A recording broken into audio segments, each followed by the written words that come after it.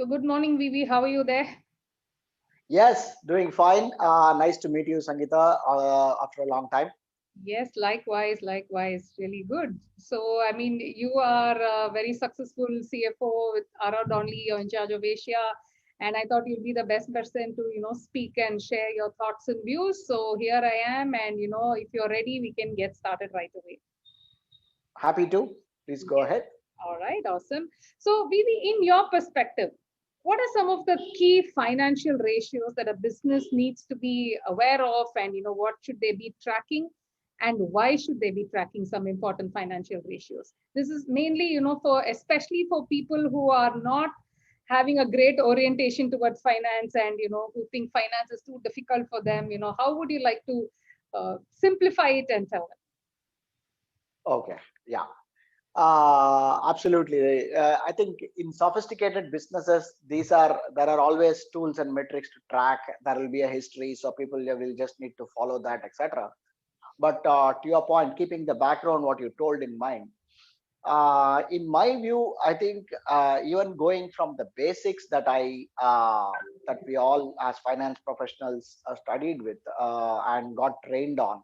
My view is any business, whether you are financially savvy or not, have to keep a few things in mind. If you are doing a service oriented business or a product oriented business, doesn't matter.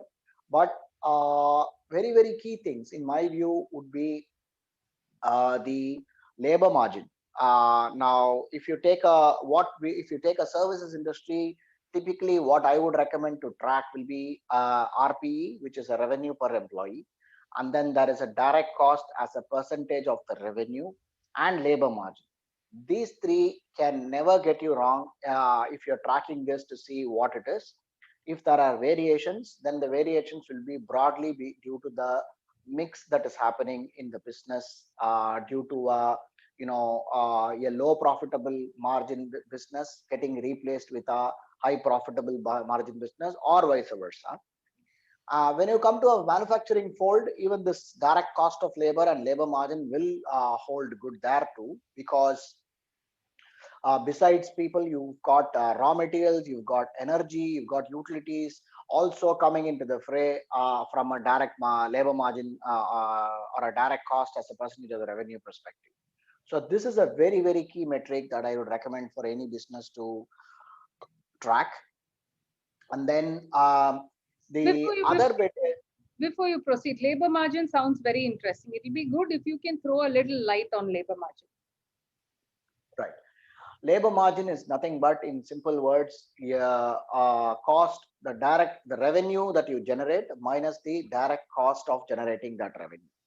Now, the direct cost of revenue will be typically in the form of uh, salaries and overheads, benefits, and any temp cost. So typically, some of the businesses may want to start with a permanent team, but in between they will have challenges to onboard. So they may want some temporary labor help, etc. So they take them on board. And if there are any travel that you're when you're starting a new project, that you are doing a knowledge transfer, or you're having to do some travel, etc., to get things set up, to get this project done or anything of that sort. So those are directly associated with this, and this direct cost of generating that revenue is what we call as the direct cost, which you then knock off from the revenue. You get the labor margin.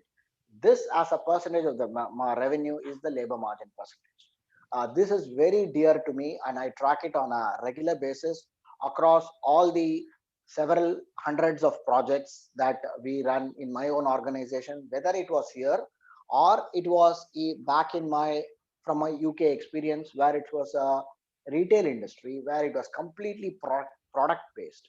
So at a product level, we used to track this to see how are we tracking this, because it always matters where you spend your energy where at when you are dealing with several thousands of products. So it is therefore important for you to generate this information, sieve through it, and then see where you want to spend your energy. So that's what I would say about labor margin to be. The other bit I would obviously want people to keep a track of is their both their gross margin and income from operations as a percentage of the revenue. And the difference is, from the labor margin to gross profit, you will have your indirect overheads, which is your fixed overheads such as rent, utilities, insurance, anything of that sort, which by and large we will not have control over. Whether you are generating revenue or not, you committed space, you have to pay for it. You have committed for signed up for insurance, you got to pay for it, as an example. So that is what I call the gross margin, and then that is the labor margin less these indirect overheads is the gross margin. And then from there, if you knock off the selling and administrative costs, you will have a sales team, you will have your support teams, which is the HR, finance, IT, your backbone, who run all this. And then you will have, if you have teams to front end with clients, etc. All of this, when you knock off, you really look at the income from operations. What some businesses do is they stop at the labor margin to track it at an individual project level, and fail to, and then record probably or track only the income from operations at a gross organization level. But my recommendation would be to figure out a best way of allocating these indirect costs also to each project and measure it at each IFO level. Because what this will do is it will allow you to see if your margins are thin on certain projects, certain businesses, then if your allocation of these indirect costs is making an aberration, then you know where to focus your energy on. How can you grow your high margin businesses? So that kind of insights will come out. So these, in my view, are some of the P&L based financial ratios that I would strongly recommend for businesses to track. Awesome. Thank you. That was interesting. So the next thing I want to check with you is, we are in an age where it's all tech and everything, there's digitization that's going on. So what are some of the easy ways for a business to leverage on these so that they can achieve financial growth? Oh, that's very relevant and quite pertinent to what's going on currently. And from my current recent experience, what I'd like to share here is, please use tech to your advantage in growing business in the form of two things. One, how can you make life easy for your clients with these technological advancements and create a woo factor for them to kind of get invested in there. And second is, like everybody's have used this term very, very commonly these days, is the UI, which is the user experience, the UX, sorry. Yeah. The UX is something, user experience, the reason I bring in user experience here is, without tech enablement, the user experience cannot be enhanced. And whatever services or products that you are used to giving your clients today in a certain fashion, irrespective of however long you've been doing it, please don't take that for granted. These technological developments will replace age-old way of providing services, however good it may be, however satisfied the client may be, can change things. Because look at the way we are buying ourselves. We are buying things. We want that user experience. When we go to a website, we look at checkout products. We want things to show up the way we like to, and we just get hooked to that and make our decisions. And traditionally, visiting even shops to buy things are coming down slowly. Now, that's a big thing, big impact to the retail business. That's a separate point altogether. But what I'm trying to say is, whatever services you're providing or products you're providing to your clients, please use, first of all, try and understand how it can enhance and make the life of your clients easy. Work towards that. Invest in that. It's not going to come easy. Please make an investment towards developing simple solutions or technology enablement around these, and then take it to the clients. And some of it you may even have to give free for you to stick on to the clients. Now, the clients would say, well, how does it make a difference for me? Now, you would have spent some dollars to get it to that position. But the point is, take it from me, from whatever I'm seeing, clients are moving fast towards technology adaptation. So roll it up under your products and services as soon as possible, as as cost effective as possible, and take it to the clients in a nice fashion, which can help you both retain your existing business and help you grow your tubes. So the cost effective part is sounds interesting, but how, it's easily said than done. So any tips on how to make it cost effective? The cost effectiveness doesn't come in a easy fashion to every business very quickly. Some of the businesses would have a resource or a couple of resources or a few resources here and there sparingly created over a period of time. What you have to do is think about how you can use their skills to your advantage. So there will be a sharp team, one or two guys who have these ideas. All you have to do is yes, it's a difficult time. We are all going through this pandemic here, but uh, try and make as much possible an extra stretch in investing on their ideas and coming out something new, rather than sitting later at a time where your risk of losing a business or not able to win businesses continuously is caught on very badly, and then you're stuck on both on that side, and you don't have the money to invest on this side. So the cost effectiveness, what I meant is, use the existing team as much possible who are very close to the clients. They interact with the clients on a day-to-day basis. Sit with them, brainstorm with them, and get ideas out of them. So your ideation part is taken care. Then you have to only convert into your technology, using the technology, for which if you have to pay and get this done, do that. And that's rather than going to a vendor or a startup who's going to do all of this for you, and it's going to cost you a little more than what you think it would. Right. Sure, that makes sense. Sure. All right. So for an entrepreneur or even a business head who does not have a finance background, or who's not very inclined to finance, is it really essential for them to know how to read a balance sheet? And if yes, what are the aspects that they need to look for, and how should they be interpreting the financial performance of the business from the balance sheet? Right. Well, your question reminds me of my one of my prestigious stints that I had in the past. So this manager from that organization was an engineer, and MBA, who actually grew up through the ranks. He was extremely business savvy, and he was made the CFO of the organization, but he was not a chartered accountant. A very limited knowledge. You can never beat him on logic or simple finance related logic. So you will ask the right questions to make sure you are giving it. So from those interactions, what I gather is, you may not be an accountant or a chartered accountant or any technically trained accountant. Do not hold such degrees to make you comfortable to read enough the balance sheet and make some sense out of it.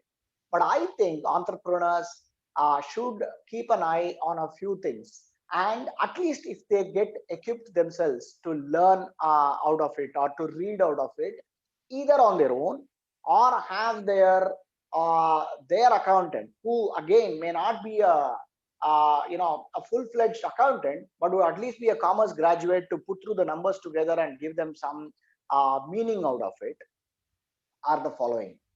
I think the first and most important, if I were as an entrepreneur will look at, is how am I doing on my working capital. So looking at my current assets and current liabilities, I don't need to know what all make up current assets. I don't need to know what all make up my current liabilities, because that is given by the textbook, and that accountant can give you that. What you should ask him is, looking at that, is, am I bleeding more money or cash out of that, or am I in control to pay better for my liabilities? That is something which will come out through that working capital thing. The next most important thing and I think this is more important for people who are in the manufacturing or even in the product side, is your inventory turnover ratio. Only I, as an entrepreneur, know how long can I carry my stocks. It varies from business to business. Perishable goods, you and I know, cannot keep for long. Yes. And we ask an entrepreneur the pain of holding that stock. He will know he will literally cry of blood by seeing those stock not being converted into cash. Correct.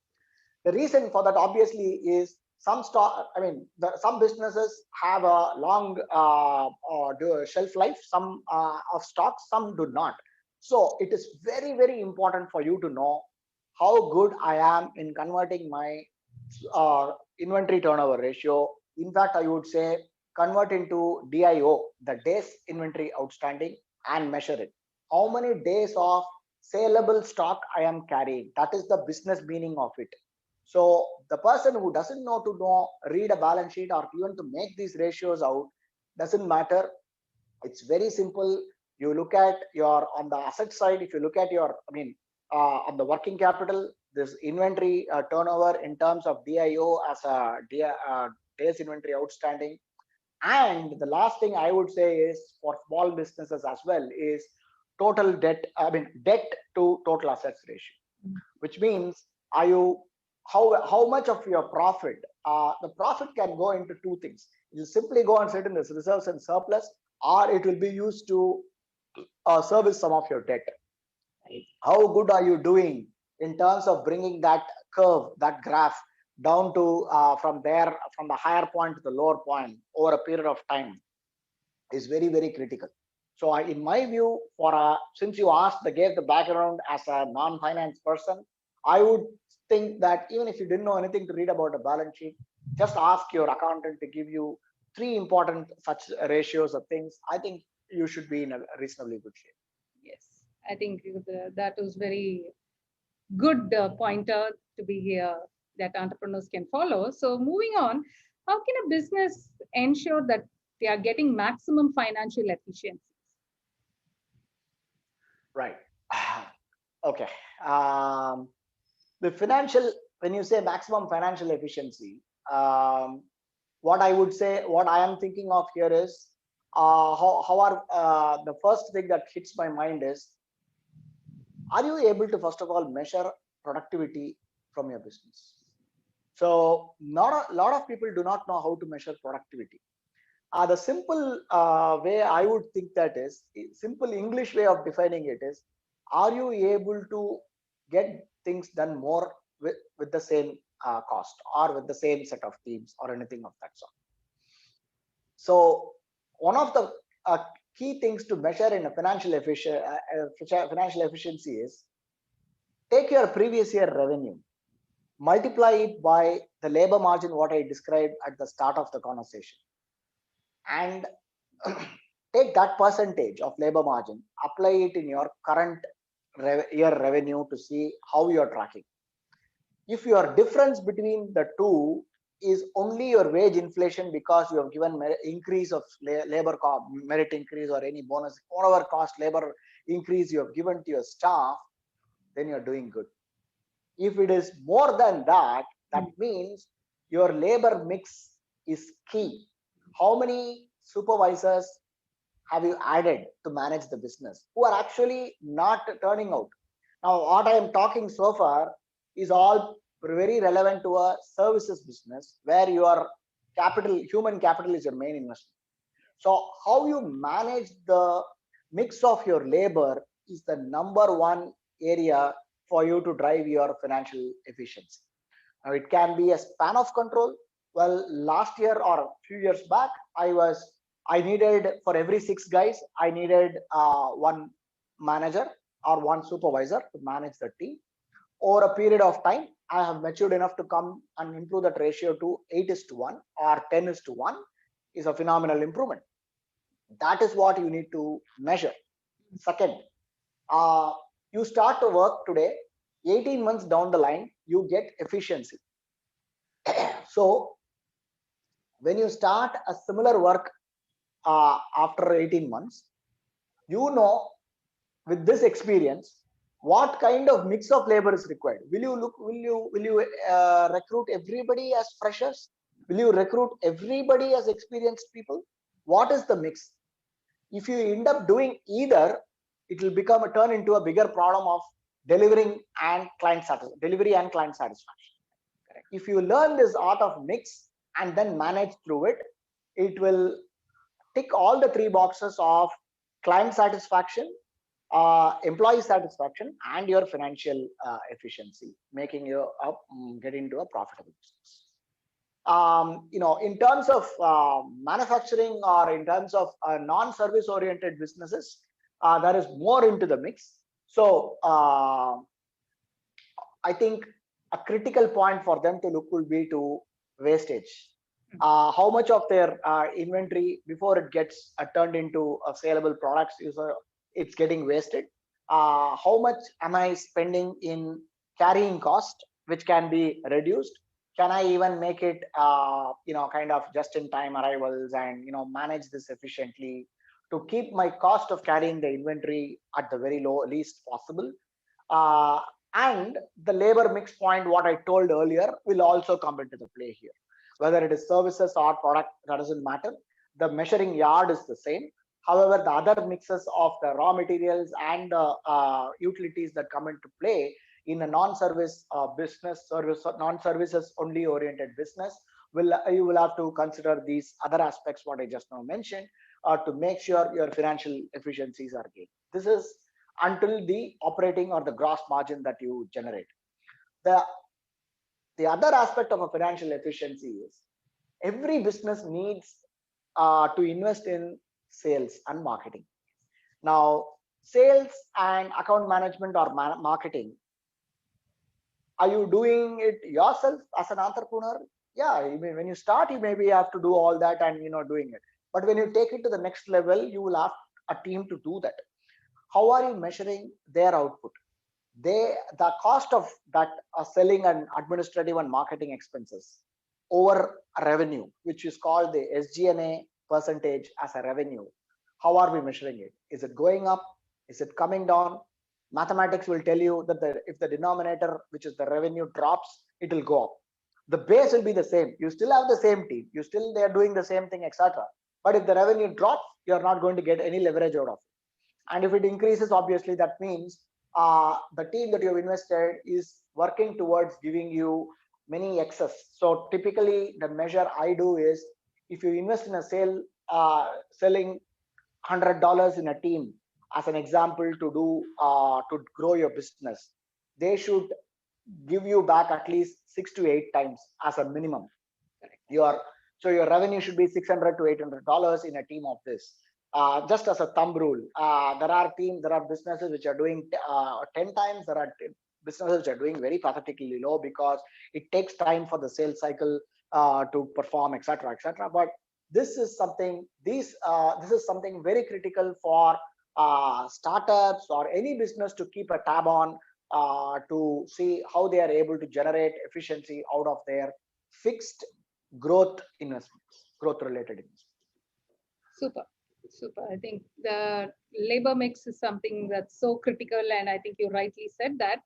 The other thing I want to ask you is, many entrepreneurs, they think, especially during challenging times like these, when they are getting a lot of loans, they immediately want to jump and go grab the loan. And many of them don't realize, is loan good for the business or loan not good for the business? So, but definitely having said that, if the entrepreneur is smart enough, he can know how to leverage, through the loan. So what are your thoughts there? How can a business actually leverage through loans? How do they know when to take a loan, and, what is the best thing for the business? All right. I think this is a very, very... You're on mute. Entrepreneur to know, when there are options plentifully available these days, what should I do? The problem is, at a point in time, they were all wondering whether they would get support. And then we saw the industry really grow and mature. That is the financing industry, debt financing or whatever, financing industry grow up very well. That there are various products today available in the market. Now, the MSME industry in particular has really there is a lot of opportunities for them to tap into from a financing perspective. I think the government itself has come out and provided a lot of opportunities or a lot of options for them to, tap into this and make best use of it.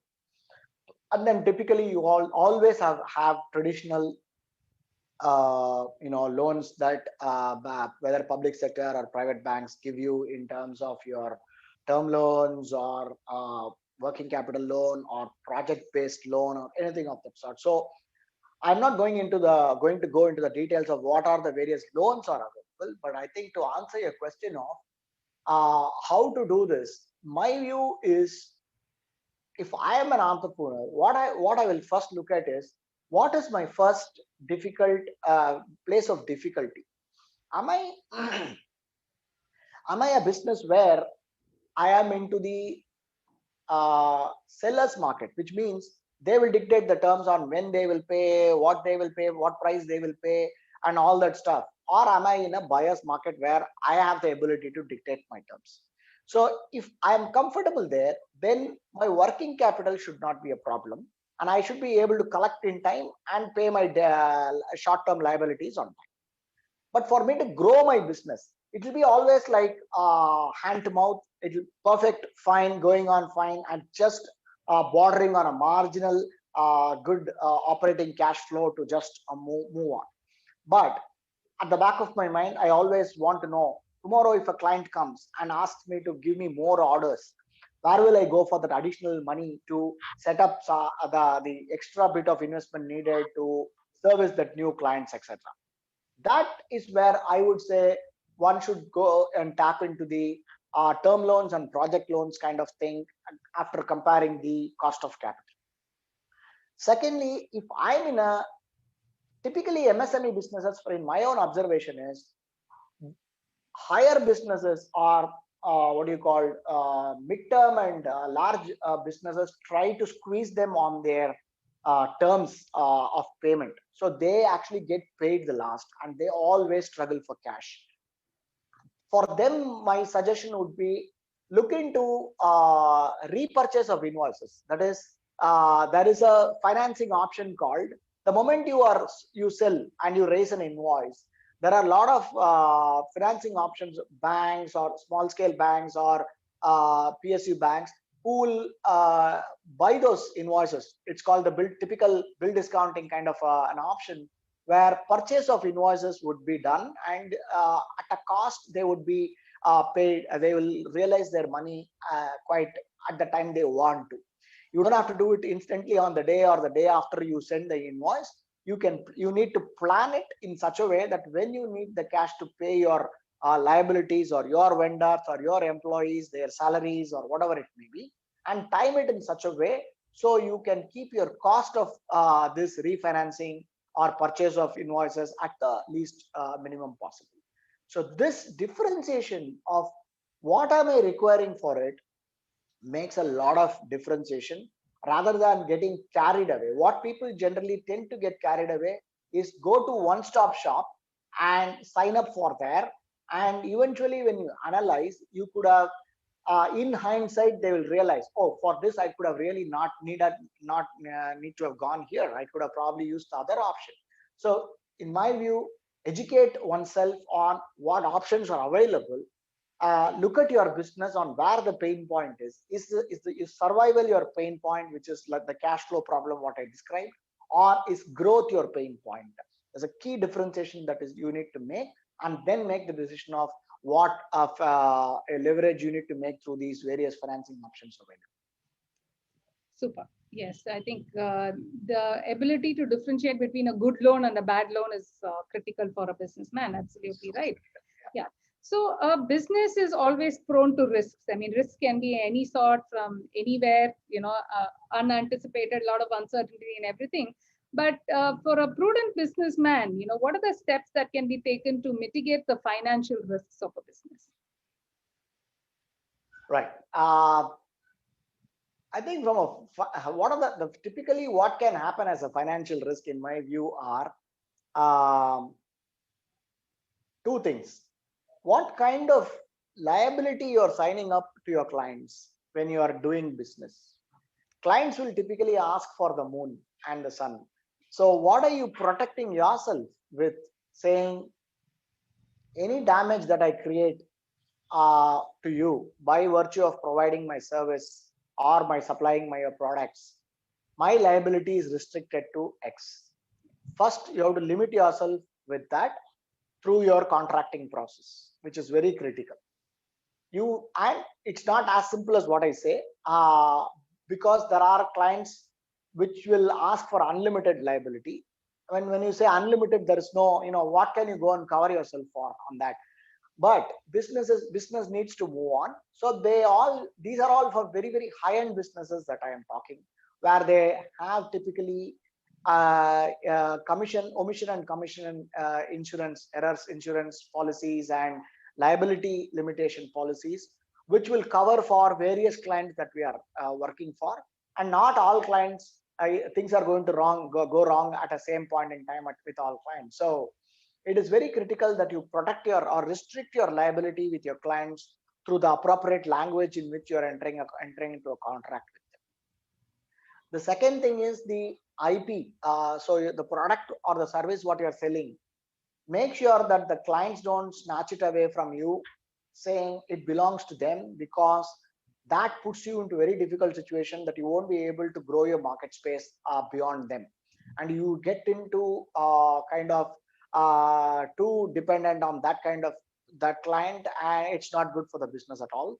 So make sure that these two risks are adequately covered. Other risks which are known and which many businesses do are, make sure that your workmen, your assets are covered adequately for all possible types of business insurances, such as workmen's compensation liability insurance, or the fire and burglary, the electronic devices insurance. So because if something goes wrong and you can easily lose money, the cost of replacement is always very, very high. And God forbid, if it happens in the year when you have written off those assets, needless to say how much impact it's going to have on both your cash and on your P&L. So it is very critical that we take the appropriate insurance. It is a cost.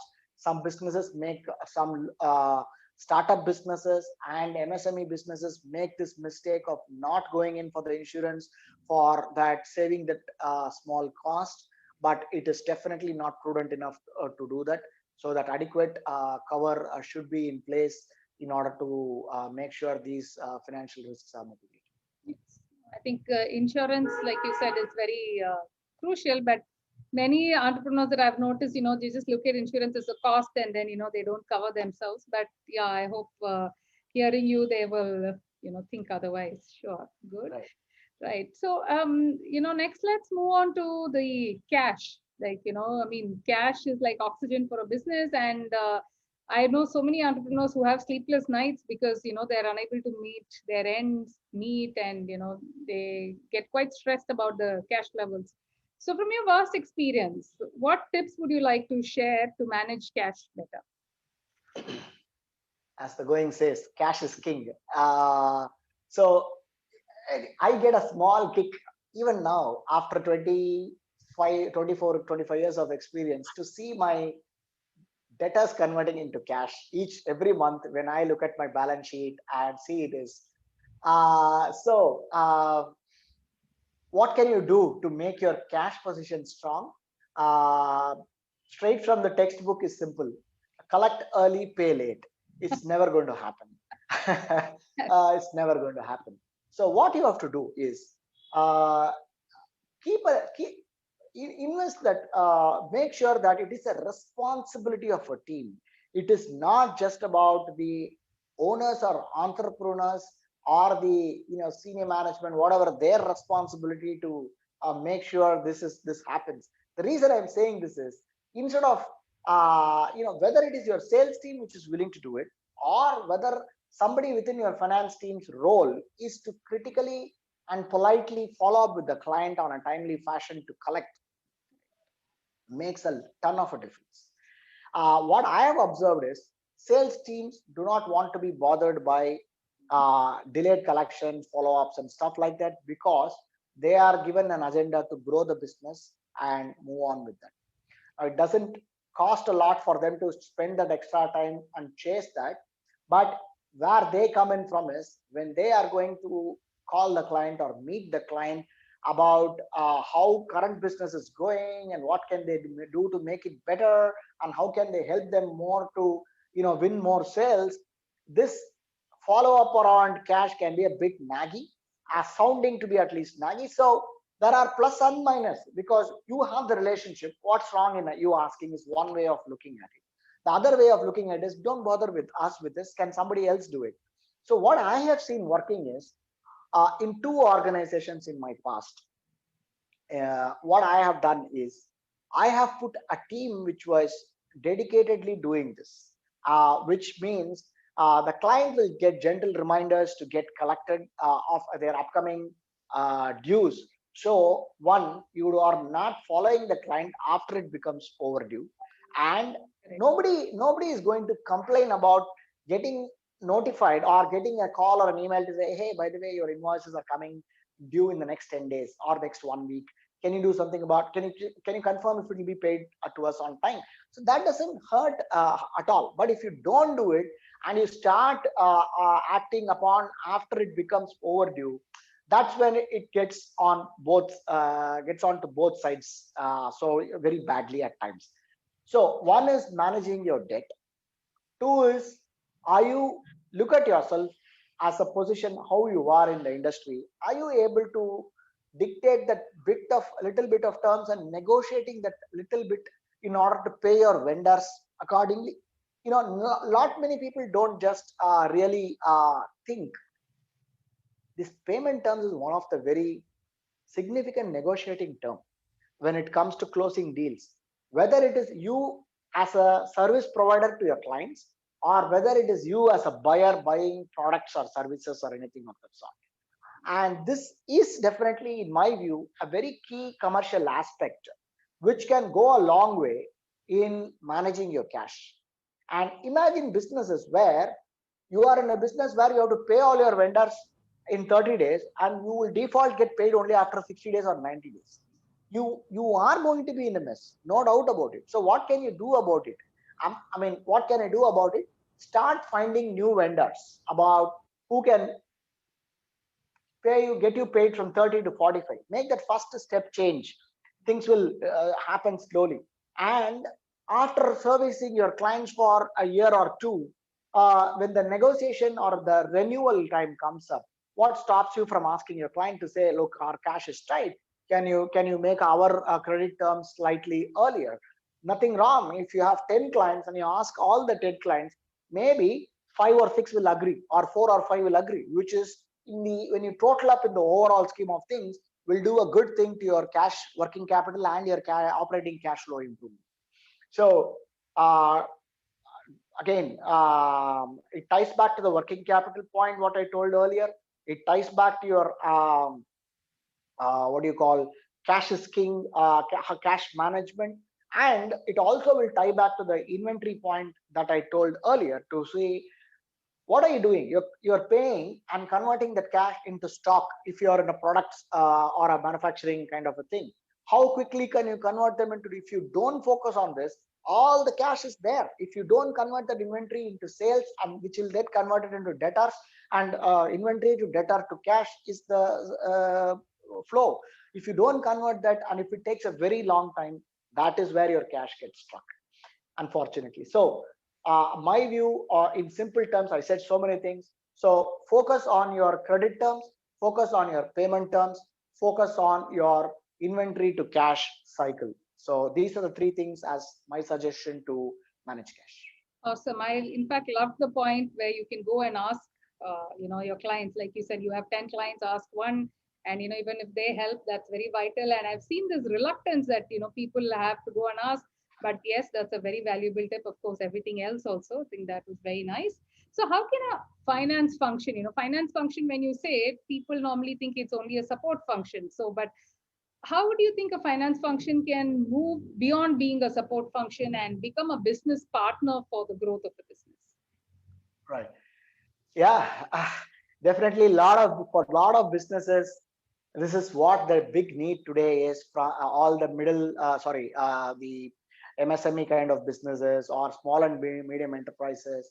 Where they struggle is, how can I find a good business partner to take me to the next level?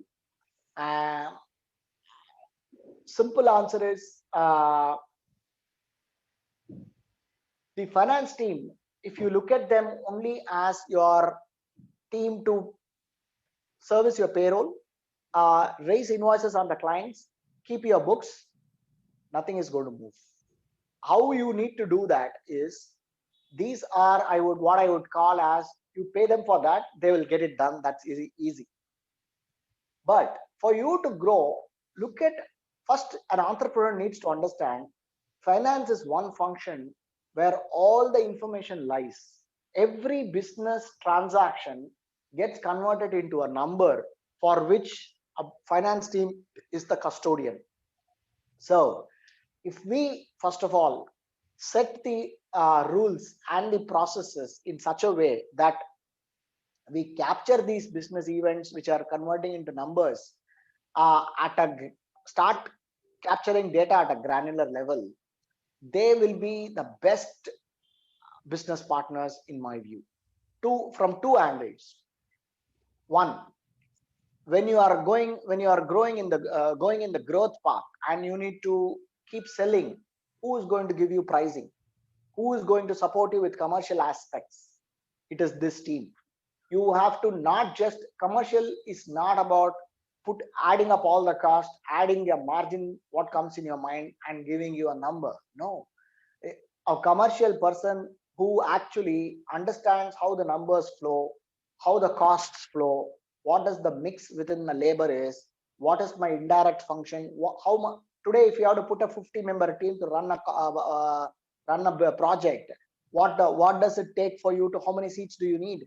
Can you leverage their seats for more shifts than single shift? And what kind of investment you need for a simple, a warm shell to get converted into a productive unit? All of this information lies within the finance team, who can help you come up with a commercial pro forma to go and sell it to your clients by your service line. You may be having 2 or 3 service lines or even more. How will you know what price to charge which client? You have to come to these people to ask that. So finance team are at a good vantage point to provide that information, provided they capture the data at around that time. Just a quick pause. I think I forgot to charge my phone. It's likely to die out of battery. I will just plug the phone Sure, and then connect my video on. sure.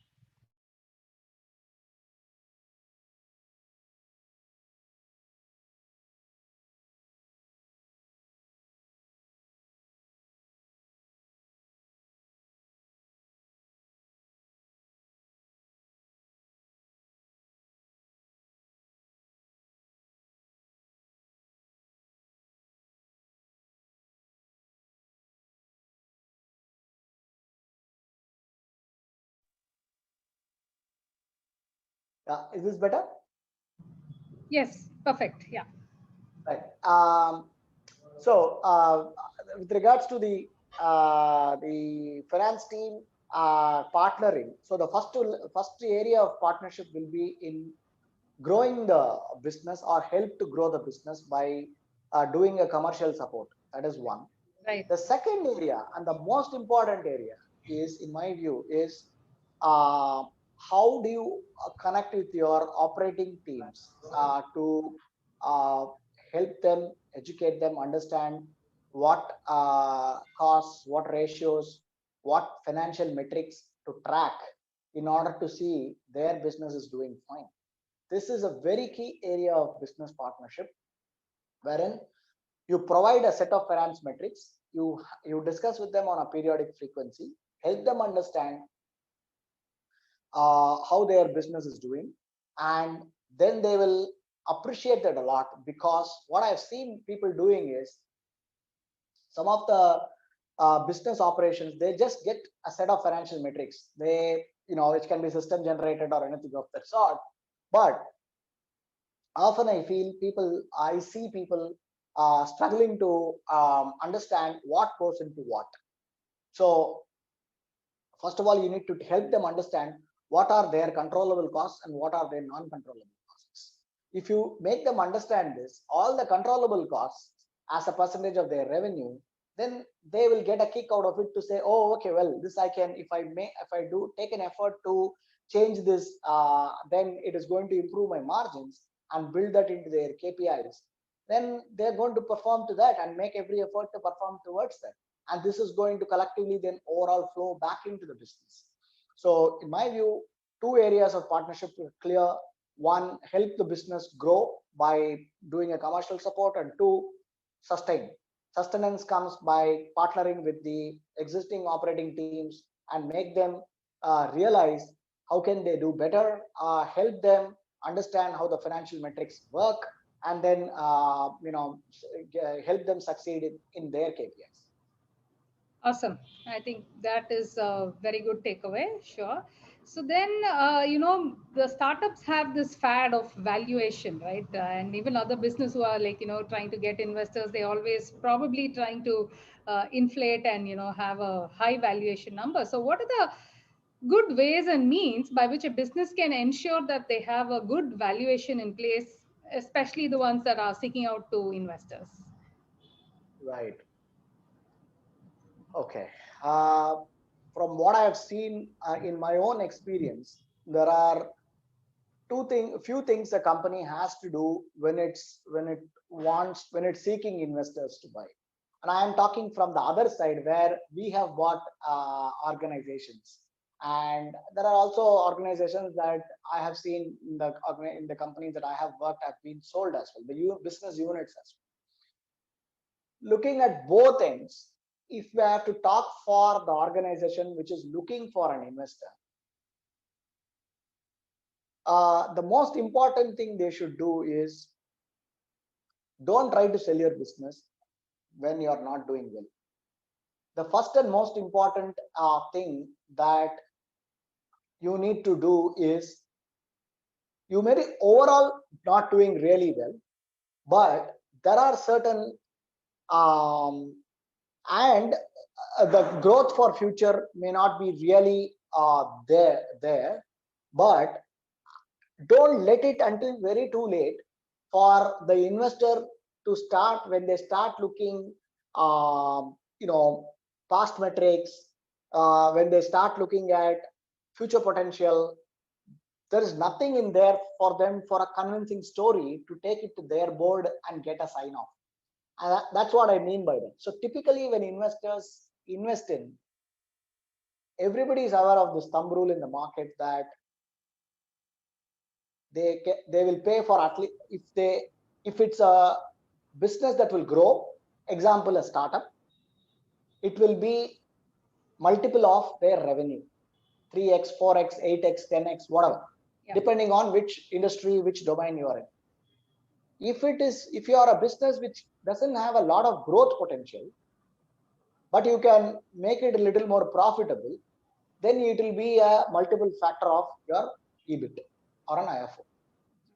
So, and the reason for that EBIT or IFO is, the investor believes there will be a lot of dead cost, which when they take out, the profit margins or profit will go up, and that is what they get in return for their investment. If you now relate what I just these 2 points to my starting statement, as to don't leave it until too late, is there should be some hook for the investor, for them to see in what your balance sheet is, or see what is in your business with respect to the growth potential. So therefore, I would say typically try and keep your businesses in such a way that if you want to sell a particular business unit and make money out of it, start tracking your finance numbers, not at just at the organization level, by that business unit, so that even if collectively as certain business units you are not doing well, certain other business units are doing well, you can actually make more money out of it, and then show that as the bait for the investor. Of course, the person and sometimes I feel the deals do not always go with only financial metrics. Most of the deals get done more on social gatherings and stuff like that. And some of the startups get their venture capital funding more from a relationship perspective, rather than purely going by finance metrics and stuff like that. So my view is that keep your books in such a fashion that they are able to see something in it for them, in terms of either a profitable business or, more importantly, and when you show that over a period of few years, there is growth that you're able to show, there is profit margins that you're able to show, and looking at it to the outside industry, how it looks like, it will be a collective decision. That is where I would say, because gone are those days where people make instantaneous decisions to pay 5 times, 10 times of your top line and see what's going to happen. No, because the number of VC funding and other forms of financing have also increased, by the way, over a period of time. So while I say it is available and increased, who is going to look at it and if you have a case to make, I think you have to have some discipline in the way you track your business. Right. Sure. Yeah, that is good. So, lastly, what would be your advice to businesses that are seeking better financial growth and they want to grow their profits? Any tips, tricks, or anything that you would like to share there? Well, I think your question probably had an answer there. Is growth is key, which is how you grow matters the most. There are businesses where I have worked in where without growth, just by making cost adjustments and changes, we have still able to sustain and show same IFO margin percentages over the top line for a couple of years. But you can't keep scraping the bottom every time and reducing your cost every time to show growth, because your money has to come from the investments that you have made. Your investments are your indirect costs and your overheads. So invest in that carefully and focus on your strengths, and more importantly, please be savvy enough to market trends, because you may spend 18 months developing a product or something. How good is it, or how acceptable it is with the changing trends? These are very, very important points to note, because businesses do get carried away by passion and at times fail to notice what's happening around and what the market is expecting out of them. So if that is taken care, growth is the only way to sustain. Growth is the only way to grow. Otherwise, there is no other way I can put this in terms of a business growth. You can do all the measures that we spoke in the last few minutes in terms of making balance sheets look good, keeping a good tab on your business, and doing everything. But fundamentally, for a tips and tricks kind of a thing, the tricks will help only once or twice at times in order to make that profit, the P&L or the balance sheet to look good. But generally, otherwise, the business growth has to be shown in order for the business to do well. Sure, thank you. That makes a lot of sense, Venki. I mean, you're absolutely right to say that growth is the key for a long-term growth, both financial growth and performance growth. Yes, so that was very, very wonderful. Thanks a lot for sharing your wonderful insights for this section. And It was great having you on the show, and look forward to hearing more such nuggets from you at a later date. So until then, see you. Absolutely. Yes, thank you. Likewise. Thanks for talking to me today. Have a nice day. Thank you. Bye. Thank you.